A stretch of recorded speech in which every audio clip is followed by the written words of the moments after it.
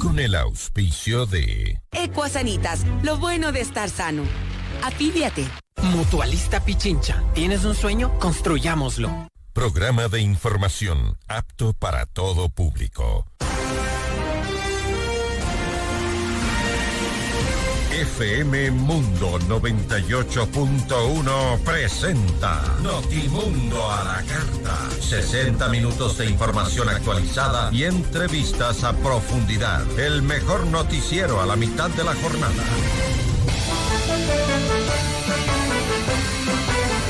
Conducción, Gisela Bayona. Dirección de noticias, María Fernanda Zavala. Dirección general, Cristian del Alcázar Ponce.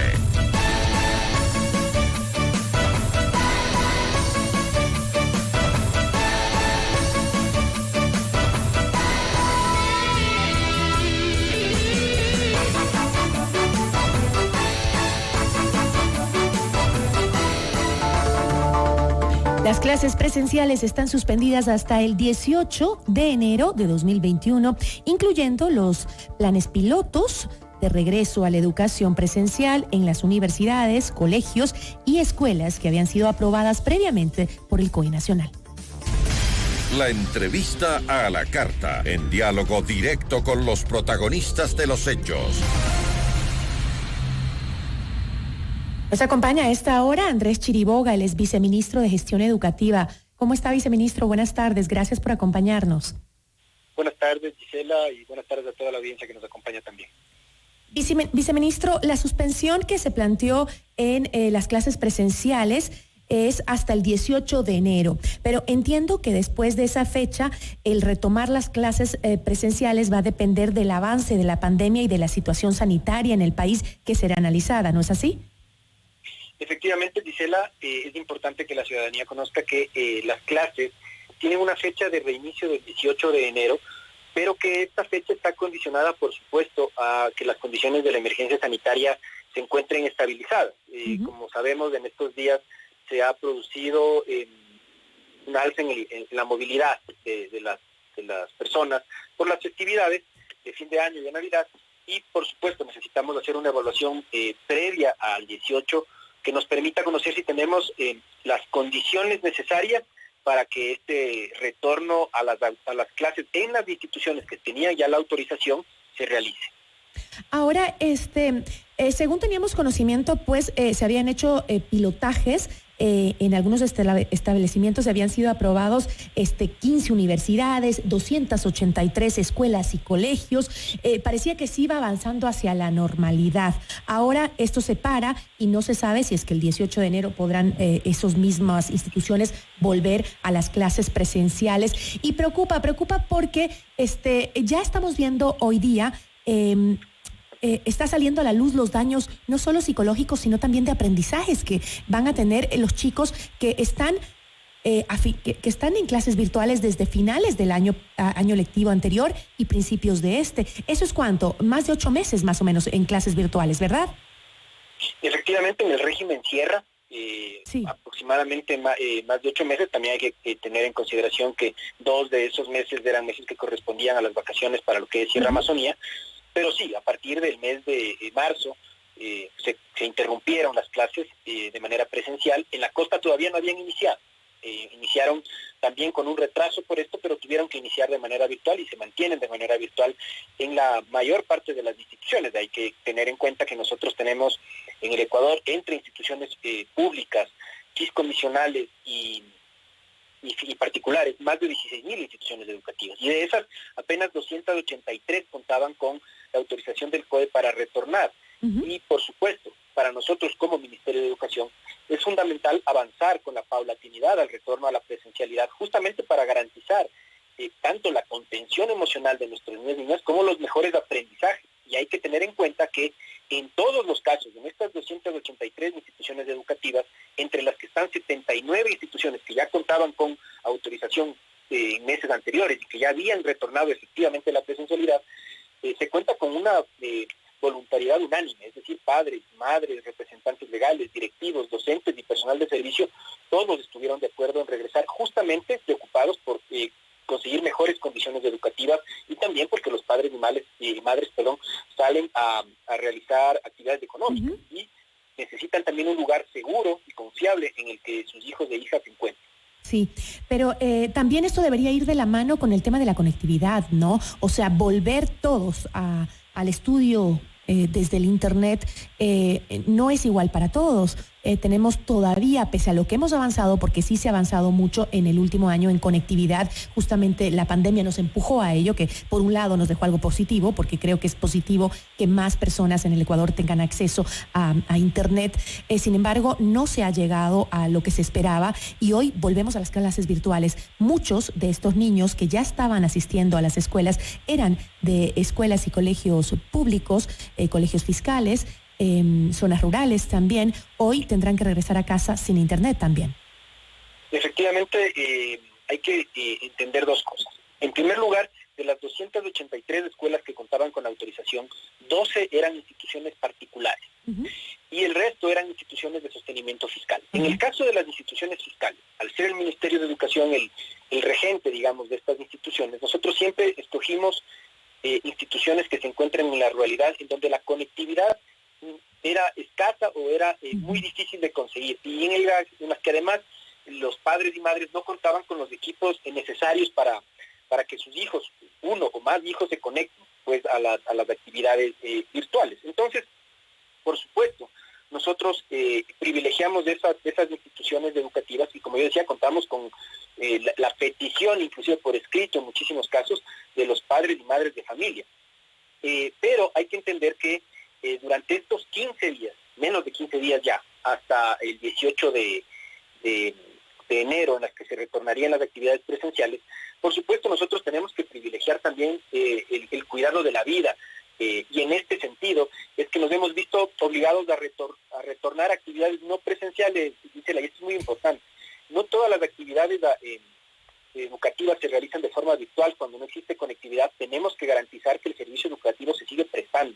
Y en esos casos nosotros hemos ya tomado nota para llevar adelante un contingente de guías pedagógicas, de que los docentes sigan llegando de forma no virtual, con el trabajo con los textos, telefónicamente, televisivamente. Pero sigue justamente activado el programa de Estudiando desde Casa, el que incluía televisión, radio y otros medios de comunicación para que los chicos estén con clases desde la televisión o la radio. ¿Eso también está activado? Sí, precisamente, porque además nosotros no tendríamos las condiciones para abandonar ese programa, entendiendo adicionalmente que esta segunda fase en las 283 instituciones que se habían acogido al pilotaje siguen siendo un número absolutamente marginal en comparación con las 16.000 instituciones educativas que existen, y en estas tenemos que garantizar la educación no presencial. Y por supuesto, el programa de Juntos Aprendemos, Aprendemos Todos en Casa, sigue siendo fundamental y se sigue llevando a cabo en todas estas instituciones, y durante estas 2 semanas las instituciones que no pueden regresar a la presencialidad a pesar de tener una autorización previa, pues volverán a tener mecanismos no presenciales de educación. Hoy en día, ¿qué nivel de conectividad tenemos? ¿Cuántos ecuatorianos están o cuántos alumnos, estudiantes de escuela y colegio están sin Internet en este momento en el Ecuador? Si no me equivoco, la cifra del Internet ronda alrededor del 30%, a pesar de que nosotros hemos disminuido. Esa fue la cifra con la que nosotros iniciamos. Hemos disminuido, pero nosotros... Esa era la cifra antes de la pandemia. Correcto, y la hemos disminuido. Yo no tengo la cifra exacta porque es una cifra que vamos actualizando con el Mintel permanentemente, pero nosotros a través de lo que es virtualidad radiofónica y televisiva dábamos cobertura al inicio de la pandemia al 93% del territorio nacional. Y nosotros, después de la pandemia, hemos avanzado muchísimo más, porque además hay que entender que los GAT municipales también haciendo un esfuerzo coordinado, porque al final todas las instituciones públicas responden al Estado, gobierno y GAT, han logrado también proveer de conectividad en sus propios territorios. Y esto es bueno porque los niños y niñas han logrado tener acceso en parques o en instituciones educativas, pero de una forma ordenada, o en instalaciones de otras instituciones públicas, pero de una forma alternada. Y esto quiere decir que hemos llegado de mejor manera a prestar la contingencia, entendiendo adicionalmente que las clases no son solamente estar conectados sincrónicamente con el profesor, es decir, al mismo tiempo. Puede ser que los contenidos virtuales se reproduzcan y madres descarguen la información cuando se acercan y vía Wi-Fi se conectan pues a estos lugares. Obviamente el sistema pedagógico a través de la red en línea no es el mismo que presencial. No digo solo por el contacto que se tenía antes, que también era parte de ese crecimiento integral de los jóvenes y los niños, sino también por el tema de que aprender por Internet, ni los profesores están capacitados para dar clases a través del Internet, porque esto les cogió de sorpresa, pero tampoco los chicos están adaptados a esto de las clases. Eso quiere decir que este año lectivo, la pandemia va a dejar una brecha de aprendizaje en los estudiantes tremenda. En realidad para nosotros es muy importante indicar que si bien nosotros en el caso del sostenimiento fiscal hemos tenido una cantidad muy importante de capacitaciones a los docentes, sabemos que la virtualidad trae ciertos beneficios y trae otras cosas que no son tan positivas.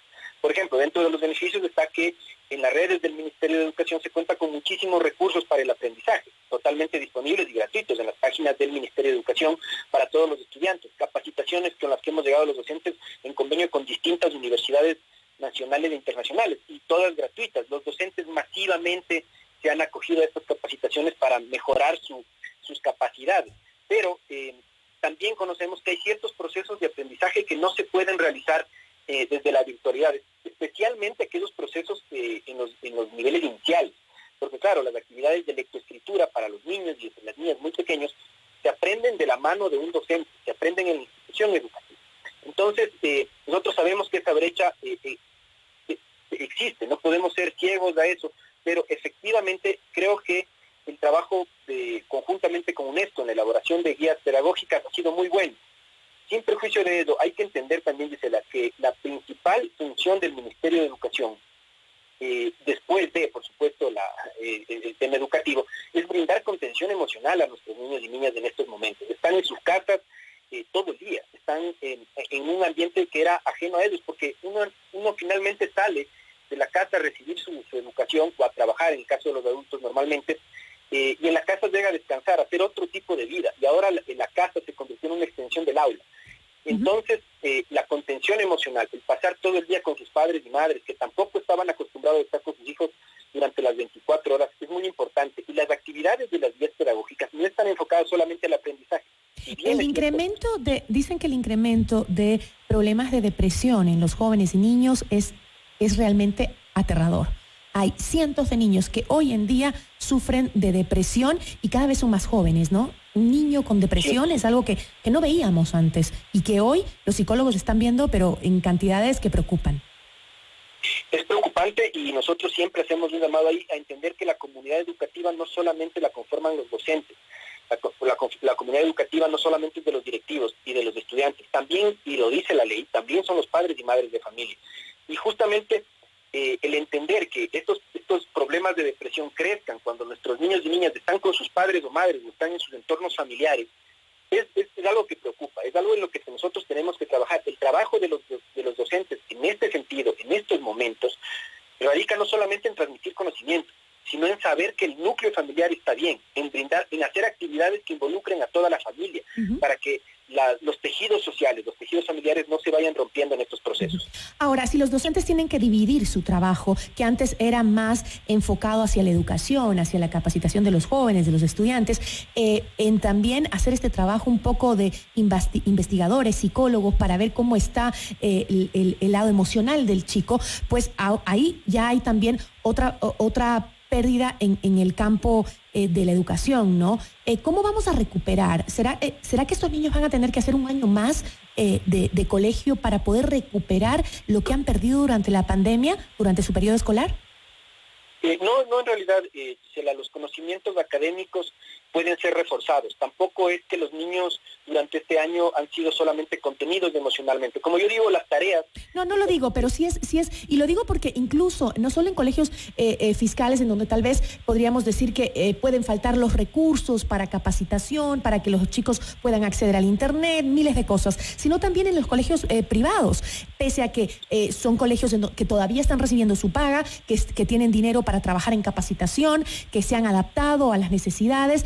Los chicos Los chicos dicen que hay estudios que dicen en donde los chicos sienten que este año lo han perdido y que no han aprendido absolutamente nada. Entonces, digo, ¿cómo se va a recuperar todo ese trabajo? Que como usted lo dijo, hay cosas que no se aprenden si no es estando ahí. Correcto. Este proceso de recuperación de conocimientos tiene que hacerse una vez que se retorne a la presencialidad de forma masiva. Y ahí en ese momento nosotros tendremos que evaluar en las propias instituciones educativas a los niños y niñas y a los adolescentes para ver en qué se necesita reforzar, qué se necesita volver a aprender, probablemente. Pero también hay que tener en cuenta, Gisela, que esta brecha de conocimientos va disminuyendo conforme van avanzando los años educativos. Quiere decir que al final de la educación, en los últimos años de colegio, digamos, en esos niveles la brecha educativa es menor. ¿Por qué? Porque nuestros jóvenes manejan bien la tecnología, porque los conocimientos se pueden aprender de otras formas y las actividades de lectoescritura ya han sido adquiridas. Es decir, un joven puede aprender leyendo. Habrá otras actividades que, por supuesto, actividades de laboratorio, que no se puedan realizar, pero en realidad los conocimientos de ahí pueden ser reforzados. Es decir, la evaluación tiene que realizarse una vez que los estudiantes regresen a la presencialidad y ahí, en primer lugar, ver cuál es la condición. Una vez que se analice eso, determinar cuáles van a ser los procesos para recuperar los aprendizajes. Por el momento creo que también es bastante prematuro decir que no han aprendido nada. ¿Por qué? Porque en realidad vemos que hubo estudiantes que acabaron su año lectivo, en el caso Sierra, en la virtualidad y que se incorporaron a los niveles académicos universitarios de una forma adecuada. Esto quiere decir que tampoco es que los mecanismos virtuales en esos años no sirvieron. Y en los años más tempranos, en realidad, todavía tenemos tiempo para ir reforzando los conocimientos o ir adquiriendo aquellos que no se pudo impartir. Esperemos que así sea. No sabemos qué va a resultar de todo esto, porque aquí estamos aprendiendo todos juntos, ¿no? Todo esto nos llega como algo nuevo y estamos tratando de salir adelante. Como yo digo, es bien difícil criticar cuando todo lo que estamos viviendo es tan difícil y tan nuevo, ¿no? Pero lo que sí sabemos es que por lo menos los chicos no van a volver hasta el 18 de enero a clases presenciales y no se sabe si lo harán después. Se vienen épocas difíciles y hay mucha incertidumbre, pero en todo caso, como usted lo dijo, ¿no? Los padres y los profesores hay que seguir aprendiendo cómo manejar esto, tanto en casa como los profesores desde el ámbito virtual hoy. Yo le agradezco muchísimo. Le agradezco muchísimo, viceministro, por habernos acompañado y por aclararnos estas dudas. Muchísimas gracias. Muchas gracias también, Gisela. Andrés Chiriboga, viceministro de Gestión Educativa, nos acompañó para conocer los detalles de esta suspensión de las clases presenciales que se había dado en más de 280 instituciones educativas. Hoy regresan al sistema virtual. Esto es Notimundo a la Carta, siempre bien informados. Regresamos en instantes con Gisela Bayona en Notimundo a la Carta. Con la conducción de Eduardo Andino. Hola, ¿qué tal, amigos y amigas? A continuación, las últimas noticias en el mundo del fútbol. El Club Deportivo El Nacional presentó a su nuevo cuerpo técnico de cara a la temporada 2021, en la que jugarán en la Serie B del fútbol ecuatoriano. Ayer los criollos anunciaron que José Villafuerte seguirá como director técnico. El estratega tomó el mando del equipo en la fase final de la temporada pasada, en la que se consumó el descenso. Junto a él estarán Carlos Ron y Perdomo Vélez como asistentes técnicos. Todos fueron parte de la máquina gris que logró el primer tricampeonato en 1978, justo un año antes de que el equipo baje de categoría por primera vez en su historia.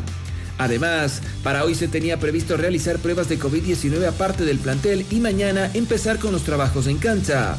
Hasta el fin de semana se realizarán evaluaciones que ayuden a conformar la plantilla. El Nacional deberá pelear el regreso a la Serie A con otros 9 equipos. Con la conducción de Eduardo Andino. No te pierdas nuestros informativos Notimundo en vivo en la app FM Mundo 98.1. Siempre bien informados. Inicio del espacio publicitario. ¿Saben qué? Me voy de compras. Ya no aguanto este encierro. Espere, suegrita. Mamá, ¿qué necesitas comprar? Unos audífonos, una silla y una laptop para Pablito. Una refri, un microondas y una batidora. Y mis cremas. Y para mi yernito, una guitarra, un taladro y una moto nueva. Son algunas cositas. Mamá, todo eso podemos comprar online. Todo esto y más. Consíguelo en la tienda online más completa del país. www.eljuri.store. De Almacenes Juan El Juri. 95 años ofreciendo las mejores marcas. ¿Qué forma de pago escogemos? La que que tú quieras. Precalifica tu crédito en www.eljury.com. Es hora de volver. De volver a levantarnos con ánimo todos los días. De saludar a los vecinos en la calle. De abrir nuestras fruterías, panaderías y ferreterías. De construir esa casa donde nos visitarán nuestros nietos. De volver a sentirnos libres y perder el miedo a salir. Por eso, yo vuelvo a soñar con Mutualista Pichincha. ¿Tienes un sueño? Construyámoslo. Disfruta de la mejor programación todos los días, todo el día. Descarga la app FM Mundo 98.1 en App Store y Google Play. Es gratis. Fin del espacio publicitario. Decisión Ecuador 2021 con Jorge Ortiz. Hola, soy Jorge Ortiz y les invito para que todos los viernes de 8 a 9 de la mañana nos sintonicen por FM Mundo 98.1 en Quito. Entrevistaremos a los candidatos a la presidencia de la República para conocer su perfil político, sus propuestas y sus ideas en entrevistas frontales, directas y sin tapujos.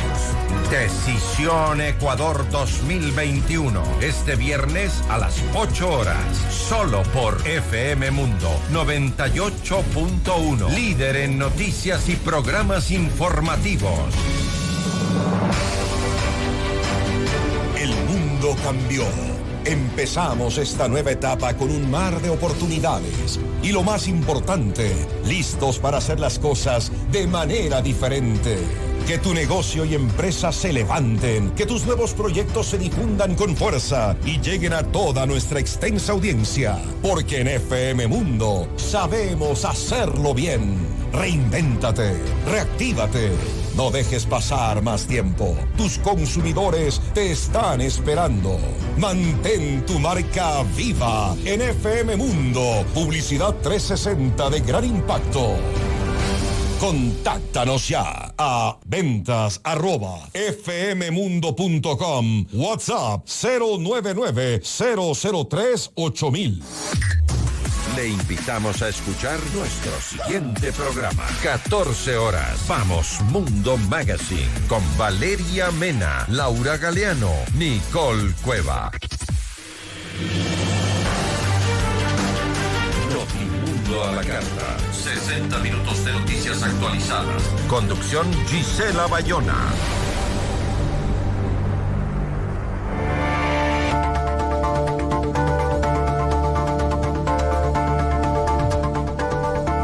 Horas con 38 minutos. Preocupa el aumento sostenido que registra la tasa de mortalidad en la ciudad de Guayaquil. La ciudad pasó de tener 3,5 a 7,7 fallecidos por día a causa de complicaciones por COVID-19 en las últimas 3 semanas.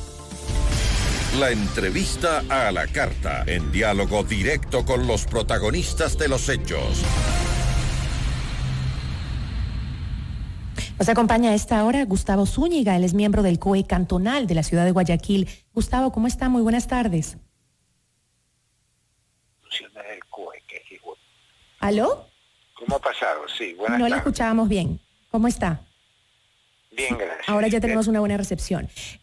Cuénteme, Gustavo, ¿qué sucede con este aumento de la mortalidad? Preocupa, pasan de 3.5 a 7.7 fallecidos. ¿Cree usted que esto pueda significar en lo que vimos o vivimos los ecuatorianos en Guayaquil a principios de la pandemia?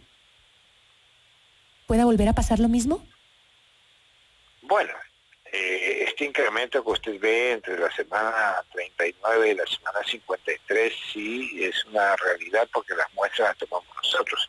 Nosotros vivimos monitoreando la ciudad permanentemente, dividido en 24 sectores y hacemos muestras permanentemente y llevamos una estadística de todo lo que significan los fallecimientos. No creo que volvamos a tener lo mismo de marzo y abril, pero sí es preocupante este repunte y es preocupante también la falta de infraestructura hospitalaria. Eso es sumamente preocupante. Ahora, entiendo justamente que se han tomado algunas medidas. Incluso la alcaldesa anunció 11 regulaciones más para evitar el incremento de los contagios por COVID en la ciudad. No hablaremos de eso, pero ahora hablando del tema de lo que usted acaba de mencionar, el tema de que le preocupa la falta de camas, la falta de hospitalización. Entiendo que se dispuso también que se incrementen en el Hospital Bicentenario 100 camas, me parece, alrededor de 100 camas o más.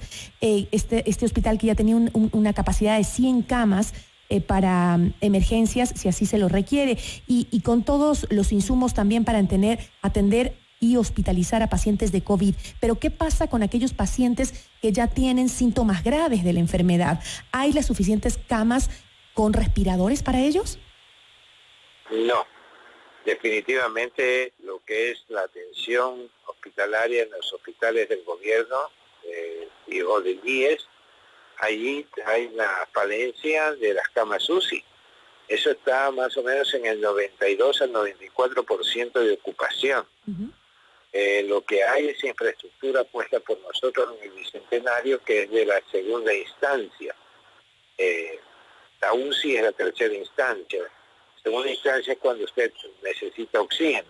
Eso sí tenemos nosotros, y todas nuestras clínicas móviles tienen asistencia de oxígeno. Pero no hay terapia intensiva para tratar a UCI, quienes ya están graves. No tenemos camas UCI en nuestro sistema de salud.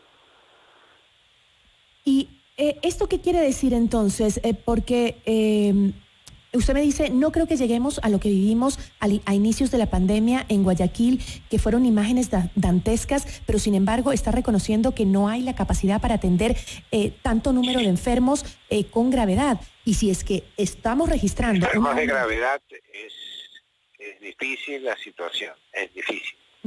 Es difícil.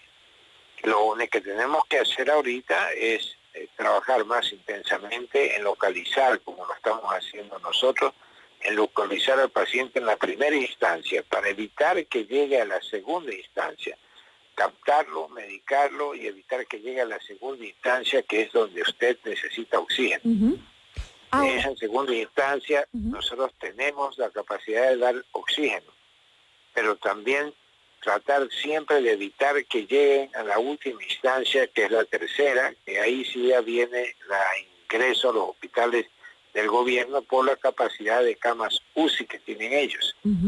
Ahora, entonces, eso sí está bastante estrecho, si podríamos llamarlo. Por ejemplo, hago una comparación. En Quito, hablaba con la secretaria de salud del municipio.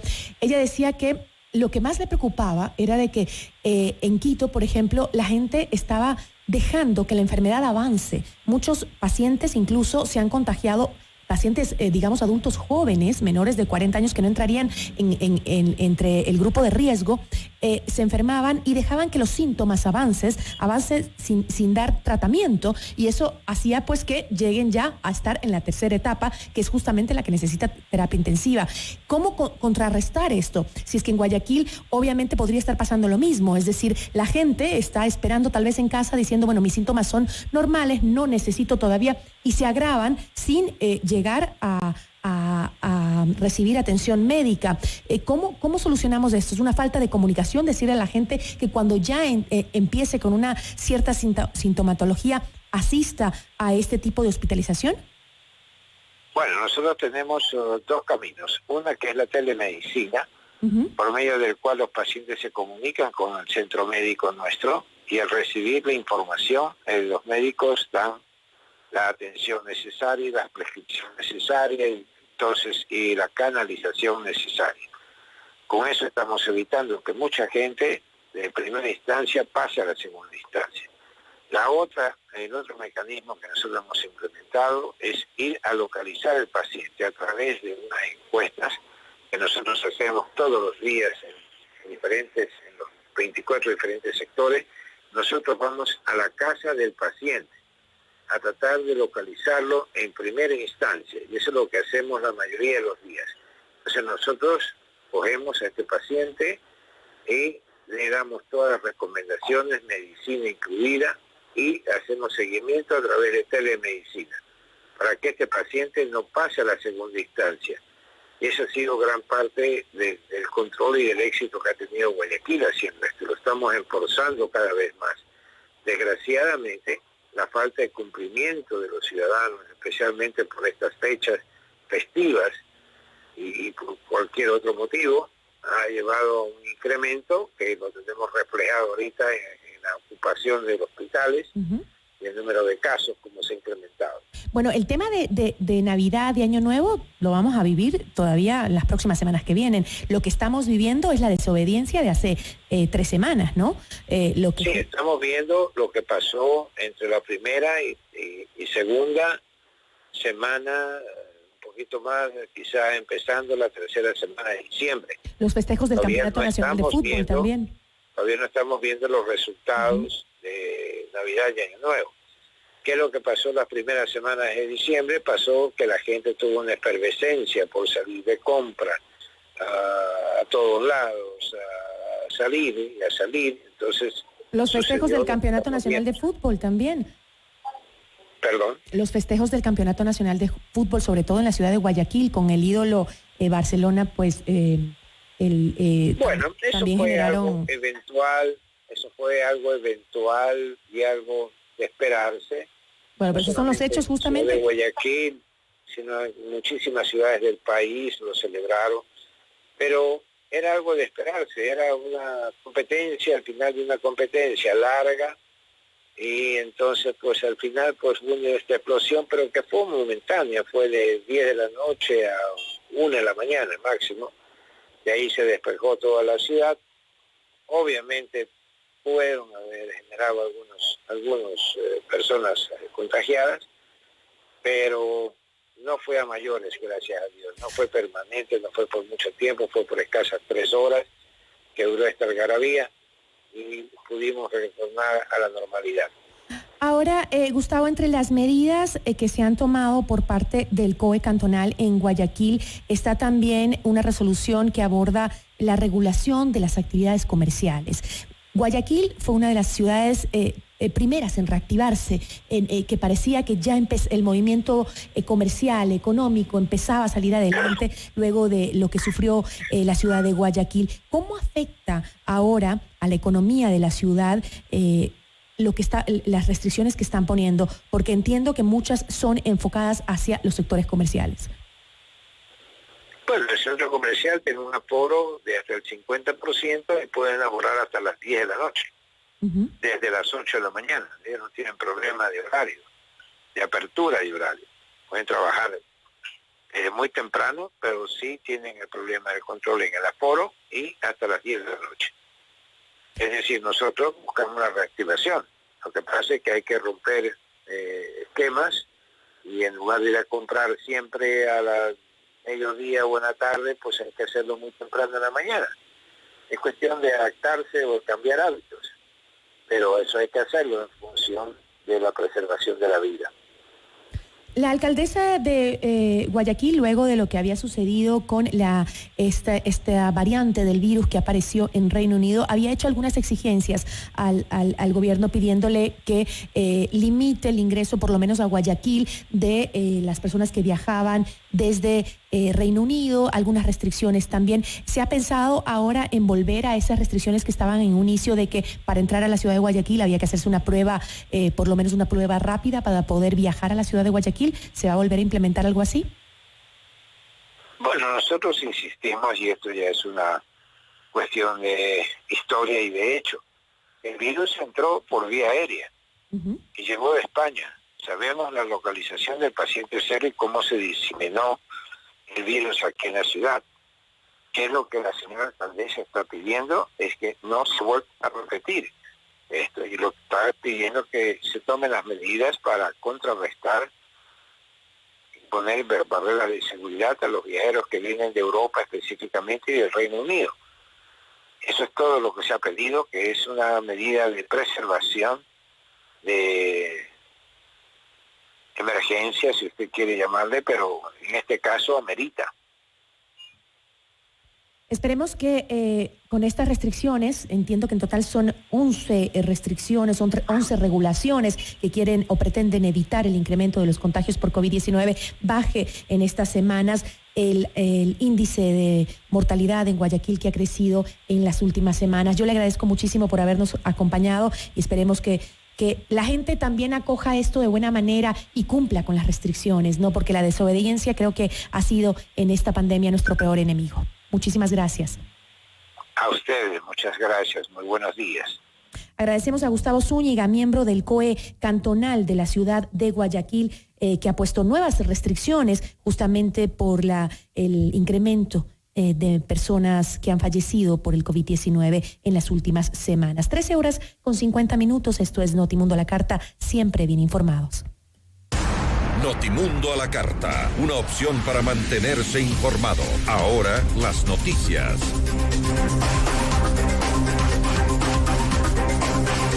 Hacemos ahora un recorrido por la información nacional. Este lunes, los jueces de la Corte Nacional de Justicia, Dilsa Muñoz, Daniela Camacho e Iván León, declararon la culpabilidad del exfuncionario del gobierno de Rafael Correa, Walter Solís, y lo sentenciaron a 8 años de cárcel por su participación en el hecho de corrupción que habría ocurrido en el 2012 y 2013. El ex secretario nacional del agua, Senagua, fue acusado por la Fiscalía General del Estado del uso de recursos públicos que eran parte de una deuda del entonces Centro de Rehabilitación de Manabí con la empresa Ondeo de Gremont de Francia, pero que fueron desviados para pagar una deuda entre particulares. Junto a Solís fue sentenciado también a 8 años de prisión Marco Rodas Buccelli, ex coordinador general jurídico de Senagua, responsables en el grado de autores del delito de peculado.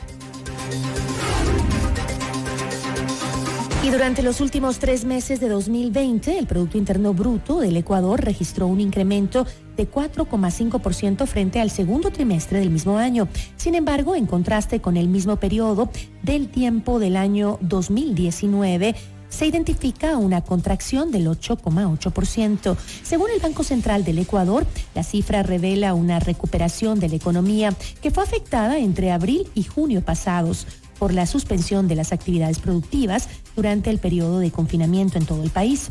Además, la entidad precisó que la caída del PIB se debe principalmente a los decrecimientos de la inversión pública y privada, a la caída en los gastos del consumo de hogares y del gobierno, entre otros. Y en Notimundo Estelar, Alberto Acosta Burneo, experto económico, aseguró que la dolarización beneficia a los ecuatorianos porque desnuda el populismo económico. Además, dijo que la moneda estadounidense nos recuerda que la única manera de obtener los objetivos sociales y económicos es la riqueza real, que solo se logra con inversión y producción. Escuchemos. El gran beneficio de la dolarización, que les pone una camisa de fuerza, porque los gobernantes en el país han demostrado ser muy poco previsivos, muy poco responsables, tienden a ser gastadores, creen que lo importante es gastar. Mientras más se gasta, mejor. Así es como lo entienden la política. La política es llegar a Carondelet para gastar y repartir dinero. El problema de esa política irresponsable es que al final del día no tienen dinero suficiente para poder seguir haciendo todos sus planes y tienen que recurrir a la emisión de dinero. Entonces, la dolarización al final del día no les gusta porque limita el poder de estos políticos, limita la expansión del Estado. El Estado solo puede crecer en cuanto cobre impuestos, es decir, tiene que preocuparse de obtener riqueza real para poder gastar. Y como el Estado no puede crecer ilimitadamente, tampoco los políticos pueden acumular poder ilimitadamente. Y esto es algo que particularmente molestó mucho al expresidente Correa, un presidente que captó todos los poderes y que sin embargo la dolarización siempre fue esa camisa de fuerza, que no le permitía seguir gastando, seguir ofreciendo y seguir creciendo en su poder en el Estado. En Notimundo al Día, Raúl García, presidente de la Cámara de Turismo de Pichincha, aseguró que durante el mes de diciembre de 2020, Quito tuvo pérdidas de al menos $60 millones en servicios turísticos. Indicó que solo en el último feriado de Navidad y de fin de año la capital registró un perjuicio de $30 millones debido a las restricciones de aforo que impuso el COE nacional a este sector. Escuchemos. En la parte de la ciudad, los hoteles que están dentro de la ciudad, obviamente sus condiciones de venta, tanto de habitaciones como de servicios en eventos, en cena, que era lo importante en ambos feriados, prácticamente fue nulo, cero. Lo que sí, el turismo de Quito se fue obviamente al área rural otra vez, a las haciendas, a algunos hotelitos pequeños, en algunos poblados alrededor de Quito. Allí es donde estuvo la gente y hubo una buena ocupación de sobre todo fin de año, de al menos un 40-45%.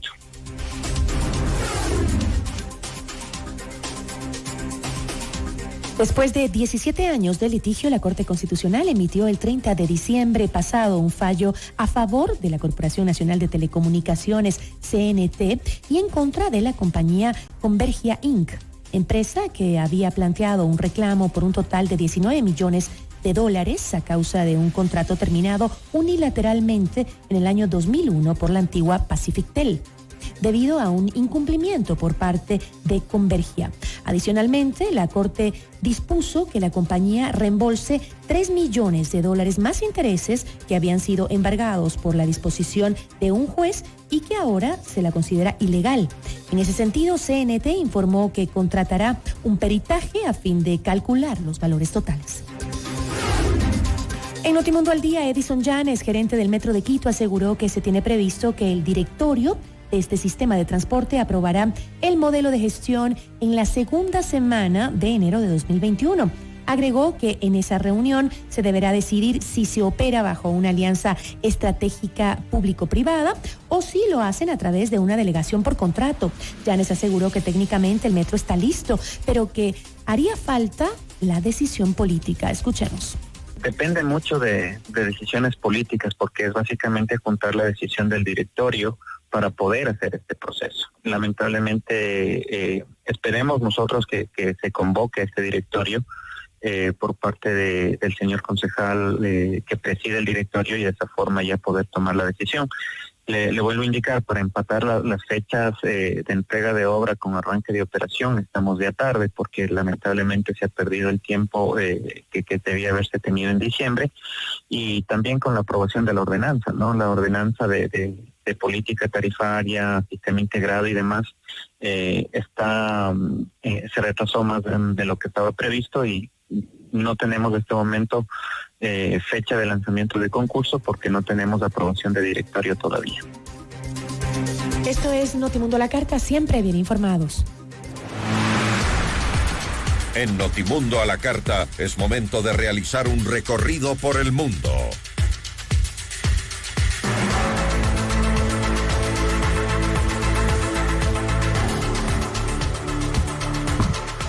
En la información internacional, dos congresistas demócratas solicitaron a la Policía Federal de Estados Unidos, FBI por sus siglas en inglés, aperturar una investigación en contra del presidente saliente Donald Trump por presionar a las autoridades de Georgia para que cambien a su favor el resultado de las elecciones en ese estado. En una carta enviada al directorio del FBI, Christopher Wray, los miembros de la Cámara de Representantes, Ted Louis, de California, y Kate Lee Rice, de Nueva York, le pidieron iniciar una investigación criminal inmediata. La medida surge en relación a una llamada filtrada a los medios de comunicación en la que Donald Trump trató de convencer a la máxima autoridad del Estado para que manipulara a su favor los resultados de los comicios del 3 de noviembre pasado. Y la primera vacuna china aprobada oficialmente contra el COVID-19 es efectiva contra las nuevas variantes del virus. Así lo aseguró uno de sus creadores este martes. La vacuna, desarrollada por el laboratorio público Sinopharm, junto a su filial china National Biotech Group, tiene una tasa de efectividad del 79%, anunció la semana pasada el grupo farmacéutico, justo antes de recibir una aprobación condicional para su comercialización. La actual mutación del virus COVID-19 no ha hecho que la vacuna sea ineficaz, dijo el presidente de la compañía. Y las autoridades belgas incautaron el año 2020 un total de 65,48 toneladas de cocaína, principalmente provenientes de América Latina, en el puerto de Amberes, que se mantienen como el primer punto de ingreso de esta droga a Europa. Así lo anunció este martes el Ministerio de Finanzas de ese país. Se trata de un registro récord desde las 4,7 toneladas de cocaína interceptadas en 2013. El volumen de droga decomisado se multiplicó por 14. Colombia es el principal punto de origen de la cocaína interceptada, seguido por Brasil y también Ecuador. En Europa, Bélgica es el principal destino de los cargamentos de droga, por delante de España y Holanda. Francia sacrificó a más de 200,000 patos en granjas de todo el país para frenar un brote de gripe aviar y tiene previsto sacrificar a 400,000 más. Así lo informó este martes el Ministerio de Agricultura. Hasta el 1 de enero pasado se había identificado 61 brotes de la gripe aviar, incluidos 48 en la región de Las Landas, en el suroeste del país, donde hay un gran número de explotación de gansos y patos que se utilizan para la producción de alimentos tradicionales. En un comunicado divulgado este martes, la Confederación General de Avicultura consideró urgente que el Estado refuerce sus medidas de acción sobre el terreno en colaboración con la industria para actuar lo más rápido posible para contener el brote del virus H5N8. Esto es Notimundo a la Carta, siempre bien informado. Les agradezco mucho por su amable sintonía. Recuerde que si quiere mantenerse al día con las noticias, síganos. Somos FM Mundo, estamos en todas las redes sociales. Soy Gisela Bayona y aquí me despido hasta el día de mañana. Una buena tarde para todos. Y feliz día del periodista, ¿cierto, compañeros? Feliz día del periodista.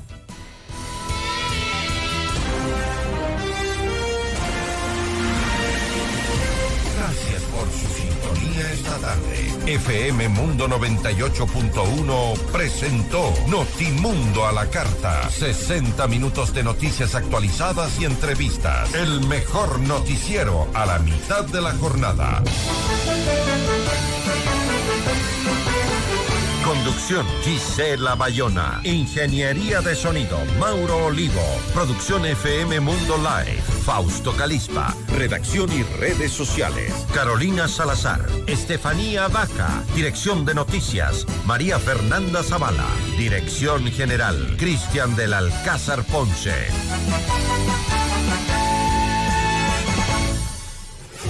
Notimundo a la Carta, con el auspicio de Mutualista Pichincha. ¿Tienes un sueño? Construyamos.